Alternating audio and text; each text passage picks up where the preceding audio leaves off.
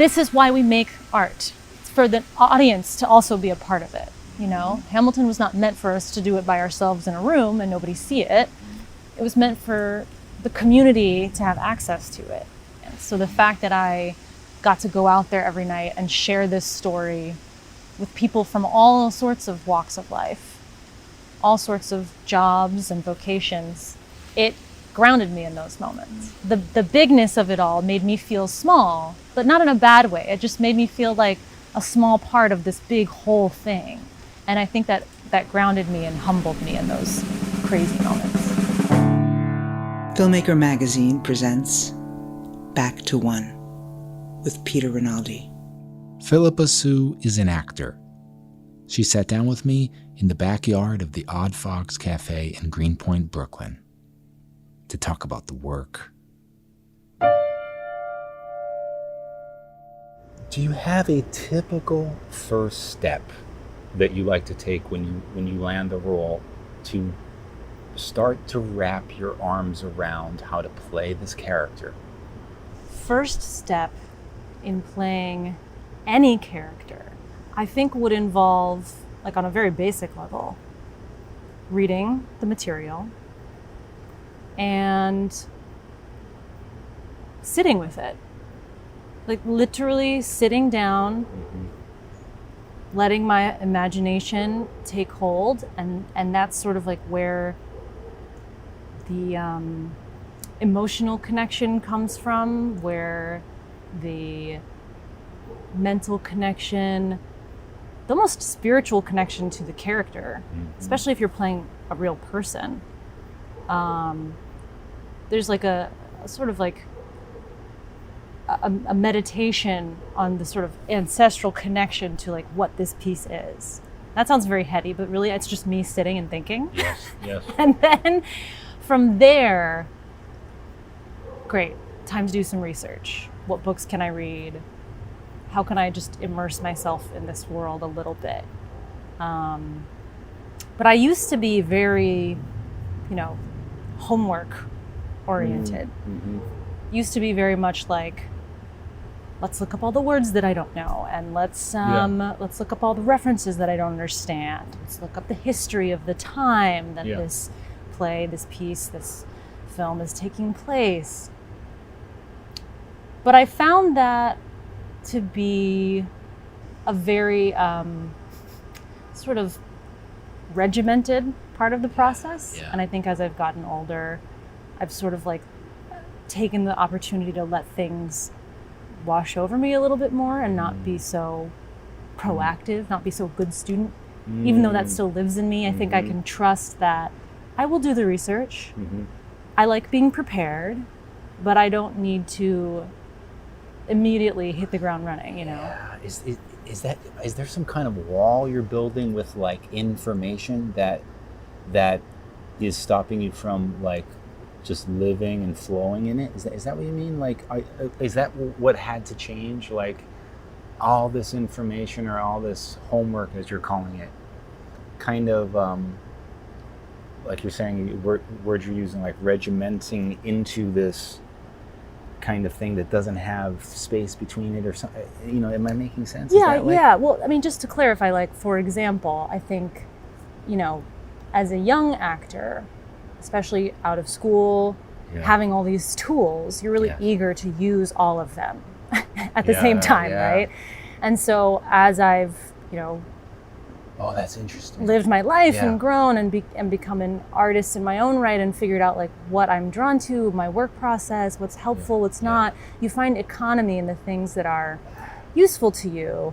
And as an exploration, like using all the tools is great, but when you don't have the time, when you get a role and you go to set 2 days later, there's a level of, okay, what do I need to distill? Like, what's the most important thing for me to do in this moment?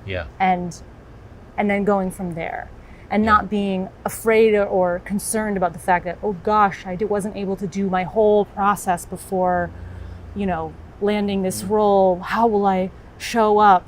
And I had a great teacher, and she said, enough.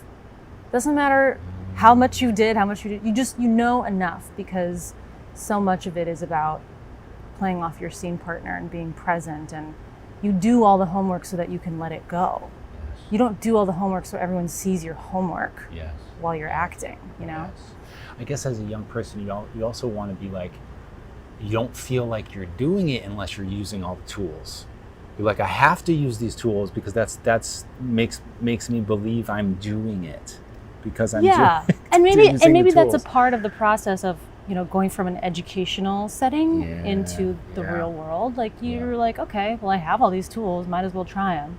Right. You know, Right. I don't think I was in a place where graduating from drama school, I'd be able to just say, great, I'll just use what I need. You know, I just wasn't in that place. Yeah. It took 10 years. It took doing a couple Broadway shows. It took being on set for the first time and figuring out what that is, how that's different, you know, and then going from there. But I, especially after the pandemic, like I think I'm in this new phase of really allowing myself to just sit with the material and let the questions come to me, as opposed to the sort of punch list of like things that I should do before I start. You know? Yes.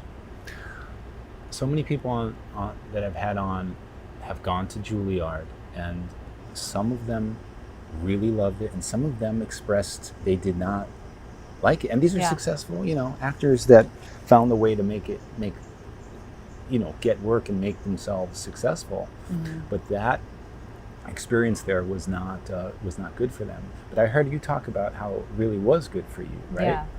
Was there something in you already that suited that, or did something change in you there and you adapted to that place? I feel like for me, I was really ready for an educational acting program. Like I really wanted to be in a conservatory setting. I really wanted to be immersed. I knew that there was so much that I didn't know. And I think the biggest surprise for me was that, ironically, as this young person who was very eager to show that I had done all of the homework, show that I was a good student, that was actually the thing that was keeping me from just having present moments, being present, having an experience where I could let go of all of that. You know, it took me a while to understand that I didn't need to be using all the tools, all the things I knew, you know, because it's not for my teacher's sake. You know, I realized at some point, I was like, oh, like this is for me. This research is for me. It's not for the good grade.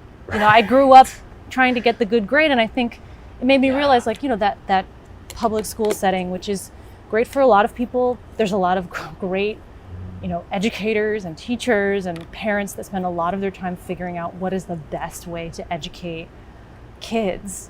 And I think the setting that I was in, sitting behind a desk, you know, it was hard for me to learn that way. And it wasn't until I got to drama school that I was like, oh, like that was a version of learning how to learn. And now here I am to just learn. And I can appreciate that. I appreciate, you know, all of the great educators that I had. It wasn't necessarily where I thrive, but, you know, this is where the work starts. And now my, thunder. Doesn't even feel like it's gonna rain though, does it? We're under a tree though. We might. If it starts raining, you'll hear it, and it'll be like the Calm app. You'll hear it. we'll have to leave space between the words for the people. Wow, a cat just jumped. Cat's like, gosh. oh no, it's gonna rain. Let me run. There are elements, like if the listeners knew right now, like what all the elements happening. It's a little freaky back here, isn't it? It's great. I love it. It's almost like Halloween back here. Yes. But just to finish that thought, I think I was in a place where I realized that the homework, the quote unquote homework, was for my benefit. Yes. Was for the character's benefit, was for the story's benefit. Yes. And when you're doing what you love, the research becomes like this feast of ideas and inspiration. It doesn't become about like getting a good grade or doing well on an assignment. Right. Can you think of any moment in any of the, particularly the stage work you've done, where suddenly you're like, oh, this is a moment where I can grab this tool that I was taught in school, and thank God I was taught that and given this tool, because I need it right now. Yeah. Well, so my first job out of school was Natasha Pierre in the Great Comet of 1812. And I did a couple runs off Broadway, which ended up being like a good, I want to say 9 months of time doing that show. And I remember very specifically throughout this run, because I had never experienced a long run. Mm-hmm. I came out of school and I had done maybe 10 shows tops of a production. That was probably the most I had done. So getting to Natasha Pierre, you get into previews, and then you get into opening night, and then you get into this 6-week mark into your run. And I just remember thinking oh, I need to access my imagination here a little bit, because there's new things to discover, and my brain is wandering, which means that my body's getting very used to the technical aspects. And so I'm all of a sudden thinking about what am I going to eat as a snack? And I'm whoa, I'm in a scene right now, right? It's amazing what your body and your brain does. So I was maybe this is a good time to just be present and do a little exploring, right? And that was just a feast for the imagination, because we were all in the room constantly. It felt very much like doing a show at school, because you're watching everybody else work, you're running around, you're sort of very immersed in this space. And so there were a couple moments where I was I've done this so many times, I don't know how I'm going to access it tonight. And just allowing myself to go into my imagination a little bit deeper, because I trusted that I had done this enough times that when my cue comes up, I'll know. Right. I'll know. Right. But I'm going to explore a little bit for these 8 measures of music that I have. And another example is same production. I've been doing it for months at this point, and our closing date keeps getting pushed back. And when I first started in this run, I thought I'm going to go hard every day. I'm going to explore and fully be in it 100% every single show. And in my mind, I think my body was holding out for this sort of end date that I knew was coming. And a couple weeks before the end, the closing date, they say, "Oh, we're extending." I'm whoa, I did not plan for that. And I really struggled just to have mental health during that time, because my body didn't know the difference. I was screaming and crying and trying to poison myself in the show. She tries to poison herself in this most distraught state every single night, going there. Really being proud of myself for allowing myself to access that vulnerability, that emotion. I was not allowing my body to rest. I was not being conscious of the toll emotionally that it was taking on me. So, I really had to sort of rethink, okay, what tools do I have here? And sometimes that meant just doing a little Alexander technique before and after the show to clear out, things like that I had learned in school, that I was oh, now I need it. Now I understand the need for it. And in the future, I can I can go there and preventatively take care of myself in these ways that I need to, because now I know what it's like to be in a show, to do a show 100 times, 200 times, right? Yeah. Right. Did you ever see other people struggling and think, if they knew this, to do this, it would really help them at this moment, but you feel like you can't really tell them that? Has that ever happened? Yeah. Well, I think a lot of actors experience, you're talking about this idea of you see someone struggling and you don't want to tell them what to do. But you also want to be there and be available. I think, in my experience, when I've been struggling, the best thing has honestly just been, knowing that my scene partner is there for me. And it's sometimes as simple as them putting a hand on my shoulder, making eye contact, and just being like, we got this, you know? That's you would think, like, if you don't act, you would think, how could that help? But it really does, just in this weird, like, mystical way, doesn't it? Because you're not overdoing it. And I think anybody who's in a marriage kind of understands this too, I guess, where sometimes you just need to talk and the other person to hear and not tell you. With men do this. I've learned more than women, but try and say how to fix something. Yeah.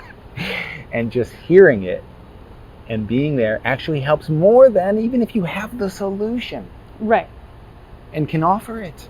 Yeah, I think just being aware. Yes. And you don't even need to make it known that you're aware, like verbally. Like I was saying, like a touch on the shoulder, some eye contact, a check-in, like knowing that, for me, when I'm struggling, knowing that my scene partner is there for me energetically is enough and is great. Yeah. And, that leaves the door open for them to say, you know what, can we actually run these lines? Because I don't think I know this quite well enough, or what have you.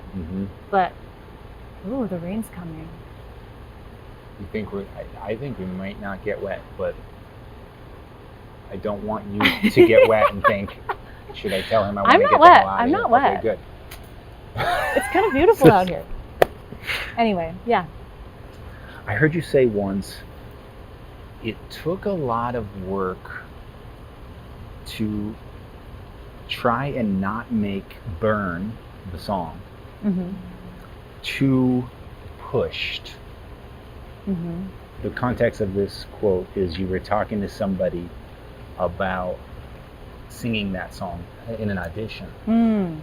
Holding back a little bit, you were saying, is where the magic happens. Like, in fact, the word is keeping it simmering under the lid. Yeah. I'd learned very early on, especially working on Natasha, being in New York and seeing a lot of shows, seeing a lot of other people do a lot of emotional work, that if you are too emotional too soon, the audience can't have that emotional experience, right? And that as people, characters who are people, as people, we are trying to not be sad. Yes. Like, our given circumstances might be, as in Eliza Hamilton's experience, you feel betrayed, you feel trapped in a marriage during a time where you don't have the agency to just leave and exit. You have these given circumstances that are creating an emotional experience, but as a person, as an actor, you're not asking yourself, how can I get emotional right now? Right. As the character, you're asking yourself, how do I keep it together? How do I keep it together? Yeah. How do I push forward? Yeah. We want to thrive as people. And when you come across something in your life or experience or in the story that is preventing you from doing that, what are your choices? Yeah. And that's basically what Eliza's doing during that song. She's weighing her options. There's a logical aspect, and through that, because the gift of this beautiful writing and this beautiful story, like, the emotion will come. If you're accessing the truth of the character in the moment, sort of worrying about letting it soar, letting it fly, like, that's something that I think I was always trying to make secondary, because the music was already doing that. It crescendos at the end. Like, I have to get a little louder, because in order to hit those notes, like, you need a little volume. You know what I mean? So there was a lot of stuff that was already leading it to expand and fly, so to speak. So my job really during Burn, I wanted to make sure that I didn't let the steam out too soon. Putting the lid on, didn't want to let the steam out. Right. That goes for not just, like, obviously not just for and you kind of hit on this, not just for singing a song that is emotional. It's for any scene that has emotion in it. Yeah. Any scene that has that kind of thing, you want to keep that simmering, not lift it up. Lift up the pot. How many different analogies could we have? Lift up the pot and have the steam come out? Yeah, right. There's a lot of cooking analogies. When you talk about acting, I feel like there's a lot of great cooking analogies. Yeah. On my way over here, one of my favorite songs, like I was just on shuffle, and one of my favorite songs came on, and it's the Replacements, Nobody. It's from their last album, right? As a kid, I loved the song, but so literally 35 years I've been listening to this song, and on my way over here, like one of the lyrics, I just was like, oh my God, I realized what that lyric, I just want to read it, because, and then I'm asking you a question.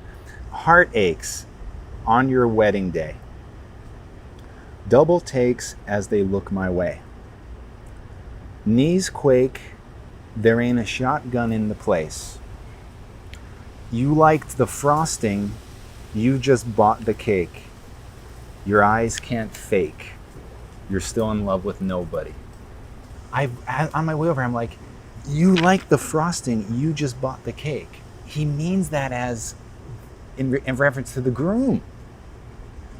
Now, whether that's true or not, like, it was a revelation to me. I'm sure he meant that. It was shocking that I never got it all these years. I just thought, literally, I was picturing a cake instead of the cake also representing her choosing the groom. Yeah. You know what I mean? Yeah. Taking the, buying the cake, taking the cake, Or like, have your cake. Have your cake and eat. Yeah.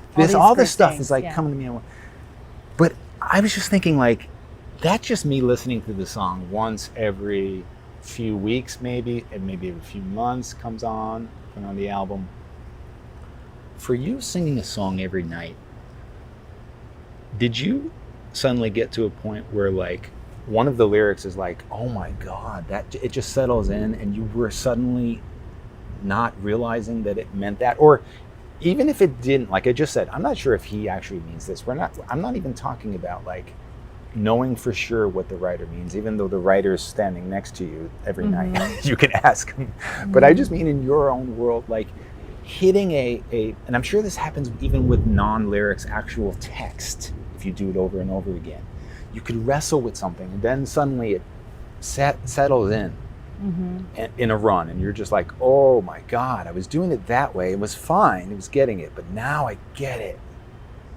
I mean, it definitely happened a lot, and not just with the words that I was saying, but the words that I was hearing other people say. Yeah. Maybe even more so than what I'm saying. That's interesting. Is sort of what I'm hearing pops out different to me. I mean, one that I can think of right now is That Would Be Enough. The idea of that would be enough, and this goes with Burn too. There's a lot of, you could read into the lyrics and think this is defeated. This is a defeated person. But, and I think for my journey with Eliza, a lot of the conversation was within her options that she has as a woman living during this time, and her love for Hamilton being so strong in this moment. How can she take ownership? Like, how is this about her taking ownership over her life as opposed to feeling defeated or on the back burner? Because that's just, I mean, and it's funny because I think, like, historically we're taught, and it's true based on the fact that, women couldn't even, like, vote during that time, but this idea that being defeated all the time, being secondary, that was not what was happening in their minds. Yeah. There was a level of aspiration, of ownership, of feeling compelled to take their own lives into their own hands, right? And so the song That Would Be Enough, when I'm asking Hamilton to come back, to stay, to be home, I really wanted to explore the ways in which this felt like the idea of that would be enough, and what I'm trying to do to Hamilton in that moment. Right? Yeah. Not just what I'm trying to say or comment on, but in that moment, what am I trying to do to him? And what was fun about working with Lynn and working with Javi, getting to do that song, is there was always this negotiation. Like, I always felt like maybe he'll stay. Approaching it thinking like I can get him to stay. Wow, that's Did it come at a certain point where it's like, oh, now I could explore this and kind of keep this from getting stale? Yeah. Yeah. I mean, there was always a conversation inside my own head, at the beginning of each show, like, you have permission to explore. You have permission to not explore and just tell the story. Because I could, in that moment, trust that the work was there. The writing was so amazing. Yeah. We were set up to succeed. Yeah. We were given the tools, and that depending on how I was feeling, because some nights you're just low. You're just low on energy, and having an exploration feels like the last thing that you want to do. Like, we're all humans, right? Yeah. But that's the beauty of this job, is that you can find a way to access it and to tell the story without, going there emotionally every single day. Yeah. And ultimately, like, that sort of worrying about worrying, like there's a level of, like, in my own personal experience, my own journey, in my own craft, or also just as a person, like, if I'm struggling to find a moment, or if I'm struggling to access an emotion, or if I'm struggling to stay present, I think it's a good habit as an actor to say, okay, this is happening, and then not letting that spiral, not letting that turn into, oh my gosh, this is happening, I'm not doing my job right because I'm not crying tonight, or whatever that would be. How did you hear things like, Michelle Obama saying, "It's the best piece of art that I have ever seen in my life"? That's her exact quote. So, like, this is not like a piece of art that another artist made. You're the artist. What she was referring to is a piece of art that you have a giant hand in every night. And how do you just hear an important person like that, or any of these people, heroes of yours, Julie Andrews, saying superlative things, and then you have to go and make this art again, like the next night? How did that not overwhelm you? Well, it did. It did overwhelm me, but I was surrounded by incredible artists who were not so new at this gig. I was very fresh, very green. It was my first Broadway show.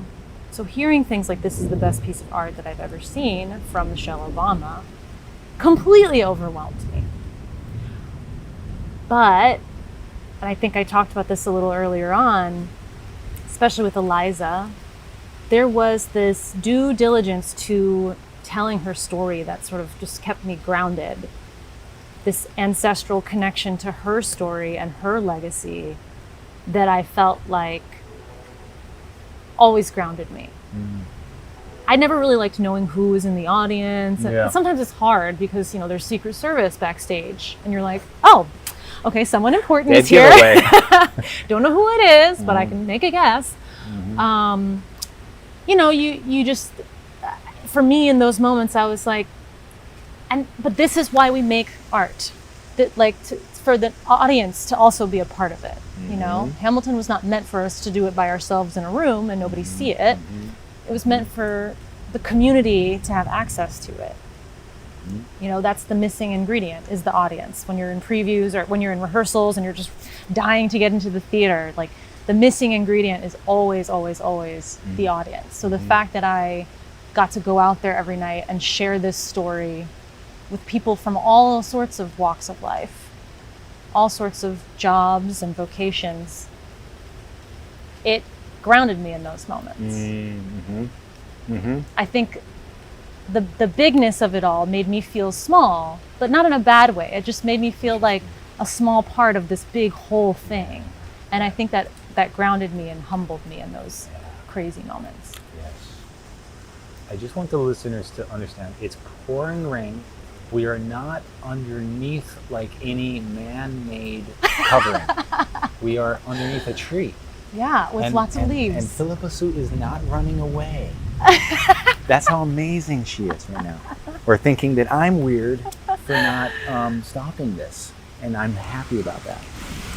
Do you ever get freaked out that in the beginning of a production that you're on the wrong page or something?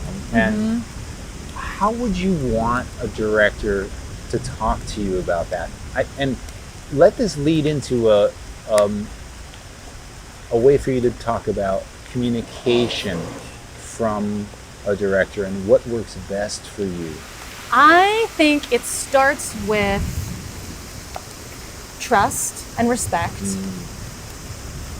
and awareness. I fear to be too sort of prescriptive as to like what works for me and what doesn't, because sometimes I like being pushed. Yeah. But I like to feel like there's a level of understanding and communication just energetically about what's working and what's not. Awareness. Is doing this, is rehearsing this scene 10 times.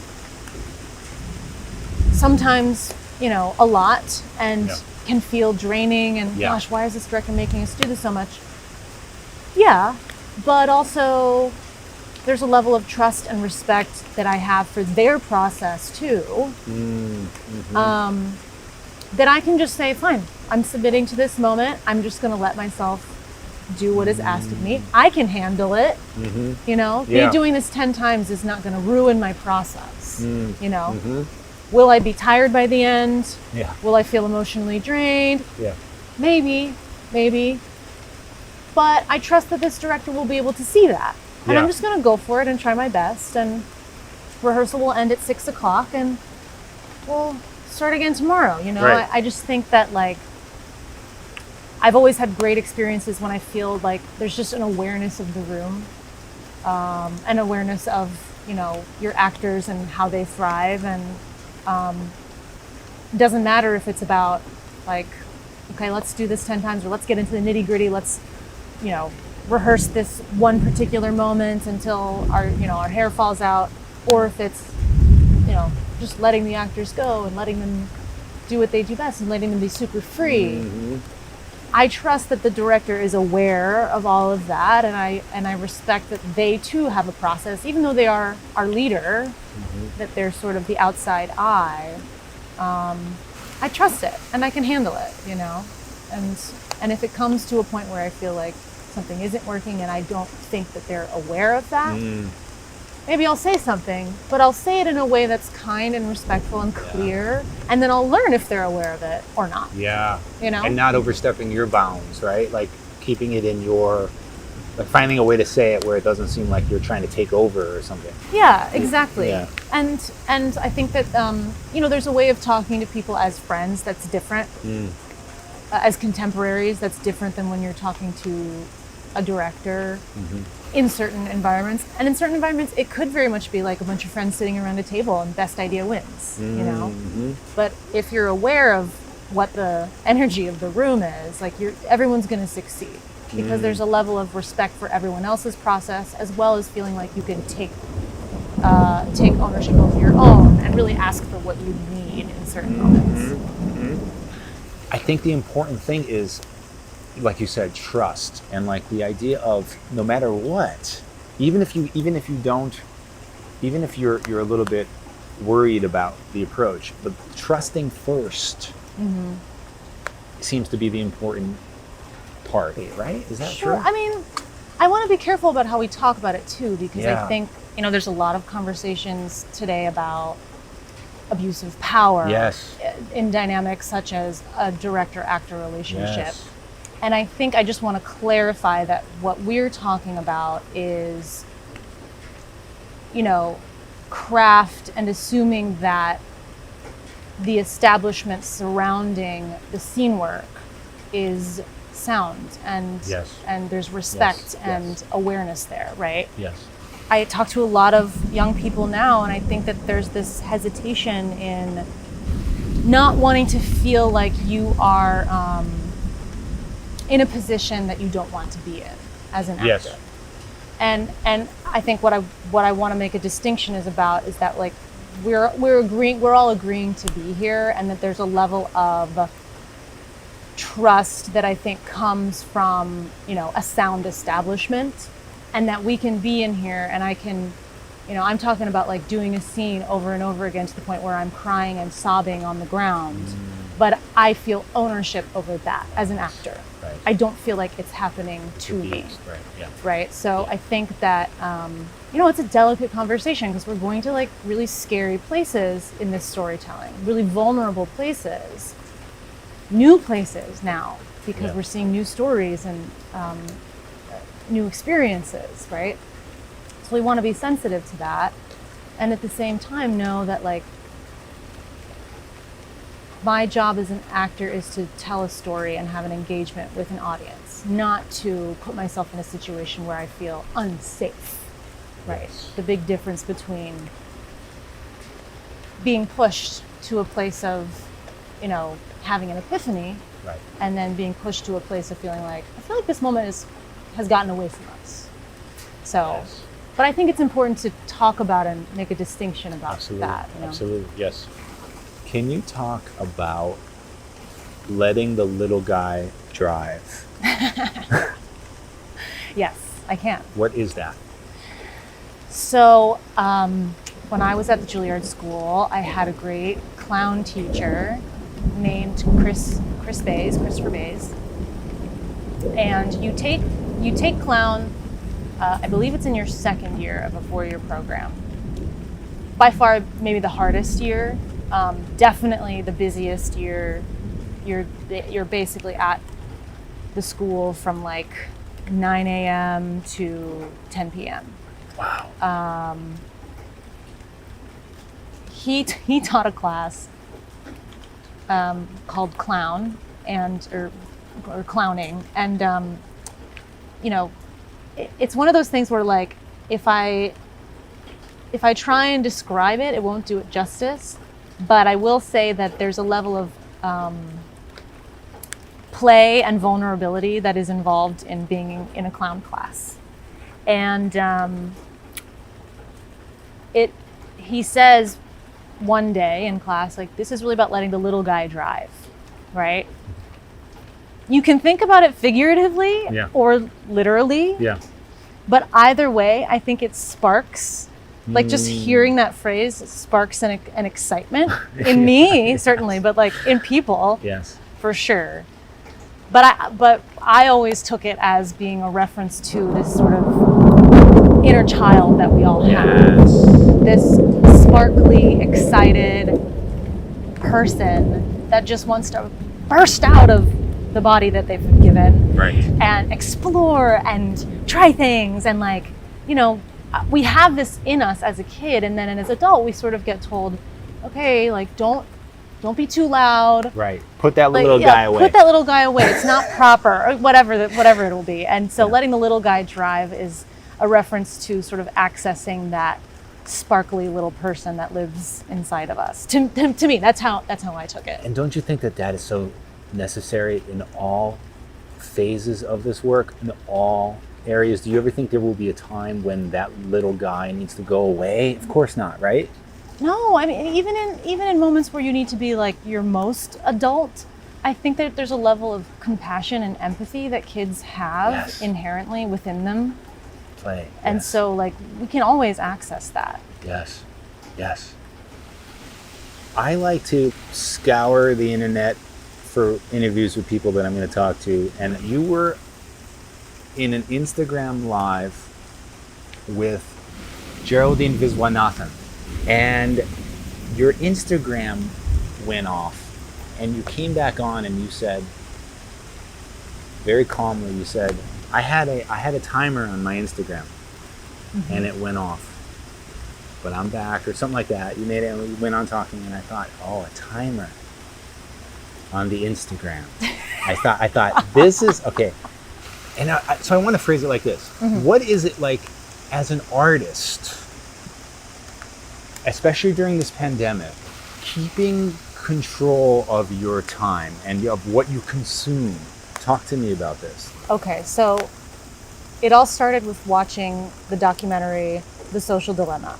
Oh yeah, I saw Have that. you seen Yes, it? Yes. Okay. That was scary. All right, yes. Yes. Kind of terrifying, but Yes. enlightening. Yes. There's so much we don't know about these apps and social media. And yes, like during a pandemic, especially having the accessibility to be able to connect and reach out and, you know, feel like we were all in this together. Like awesome. It can be a tool for good, for sure. Yeah. But for me personally, I was just finding that, like, in terms of being a consumer, I reached a point where, quite honestly and quite candidly, like I was getting super depressed and anxious, and feeling like social media for me was this sort of black hole of doom scrolling. And you know, my husband and I made a pact with each other after seeing The Social Dilemma. We're like, why don't we leave our phones out of the bedroom when we go to bed? Like, let's leave them in the living room on their little charging dock, and we go to bed and don't have our phones on. And we got more sleep. We started meditating more. We read books, among many other things. And I just felt like I don't have the sort of willpower in me to not let it affect me. Yeah. Personally, Yeah. you know, like I think some people can, you know, go on Twitter and read what other people are saying all day, but I think like I am just sensitive to how other people are feeling and reacting to things. So that time limit was my social media time limit that I put on my phone. Now, the funny thing about this is that, you know, I definitely failed a lot in terms of like the time limit would go off, Instagram would shut down, and then I'd just go back on it. And it made me realize like, wow, like I don't have the willpower for this. And so I took a social media break like a couple months ago where I literally was just like, bye guys, like I'm off, but you know. That must have been great. Everything's okay though, you know? Yeah. But it was awesome. And I immediately, you know, I had free space and time in my day, and my hands were free and my eyes were open, and I thought, what am I gonna do? And I started going on good old search engine Google and just Googling like Pinter plays that I forgot about. The world is literally on the phone. Yeah, and I started thinking about shows that I wanted to watch, Yeah. because I was like, you know, wanting a new show to watch, and even the quality of my consuming of other things was better. Wow, I was able to sit and watch Yeah. Peaky Blinders Yeah. without a distraction Yeah. or feeling like I was sort of like semi-watching while like scrolling Right. on my phone. Like I could really be immersed in it. And I started to get excited about just stories again and my imagination. I just felt like I was sitting and thinking more, and like I said, that's my process is about that. And so to not have that, to not have access to that in my normal life, I was like starving myself of the time and space to be able to just like think Yes. without any noise, Yes. really. And so it was really helpful. It was really helpful. Now, of course, like it's still a struggle. I took the timer off. I'm back on it. You know, it's like, but I have to remember that it's first of all not to worry about worrying. That it's okay.